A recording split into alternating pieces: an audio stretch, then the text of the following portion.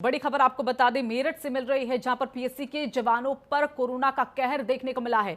दरअसल 28 पीएससी के जवान कोरोना पॉजिटिव मिले हैं। पीएससी जवानों की 3 परिजन भी इस दौरान कोरोना से संक्रमित है। तो 23 सैंपलों की हालांकि अभी रिपोर्ट आना बाकी है। तो मेरठ में लगातार कोरोना का संकट बढ़ रहा है और ऐसे में अब नए केसेस लगातार सामने आ रहे हैं, जहां पर आपको बता दें कि फिलहाल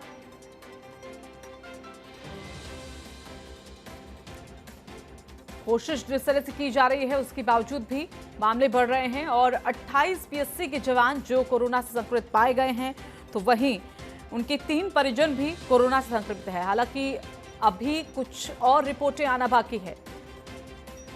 तो 23 ऐसे सैंपल्स जो भेजे गए हैं उनकी रिपोर्ट आना बाकी है।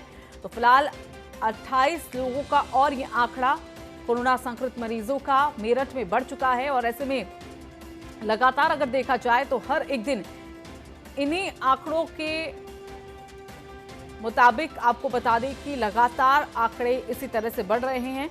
तो फिलहाल मेरठ में भी देखा जाए तो जिस तरह से स्थिति बनी हुई है, जिस तरह की गति संक्रमित होने वाले लोगों की बढ़ रही है, वो फिलहाल कहीं ना कहीं प्रशासन के लिए और सरकार के लिए अभी चिंता का विषय बन गया है।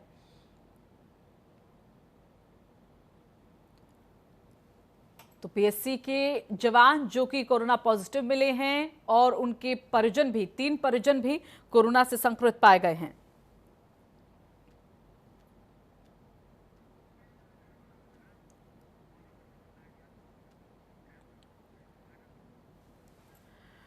और चलिए इसी खबर पर ज्यादा जानकारी के लिए मनव्वर चौहान हमारे साथ हमारे सहयोगी जुड़ गए हैं। मनव्वर, कल भी 12 केसेस यहां से सामने आए थे, आज 28 और देखा जाए तो 23 सैंपल्स अभी गए हैं, उनकी रिपोर्ट भी आना बाकी, यानी कि मामले कम नहीं हो रहे, लगातार बढ़ रहे हैं।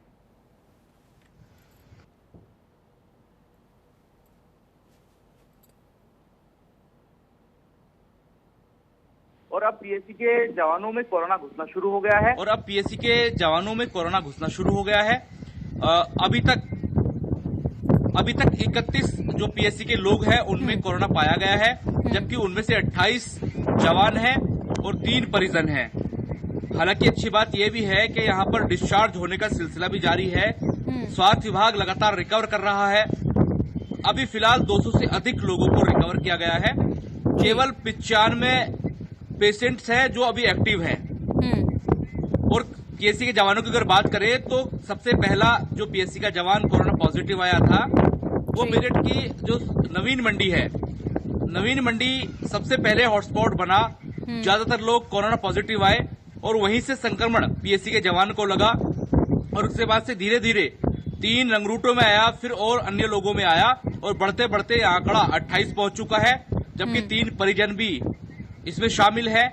और ऐसे में जो हॉटस्पॉट है मेरठ शहर के, वहां पर पीएससी के जवानों को लगाया गया है और अब पीएससी के जवानों में कोरोना प्रवेश करने लगा है।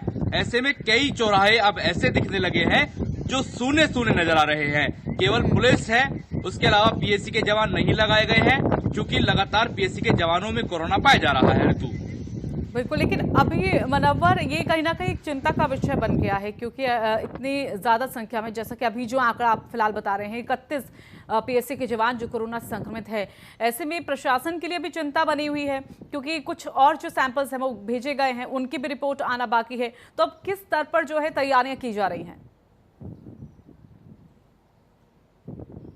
देखिए ऋतु, अभी 30 से अधिक सैंपल्स ऐसे हैं जिनकी अभी जांच होनी है, उनकी रिपोर्ट आनी है।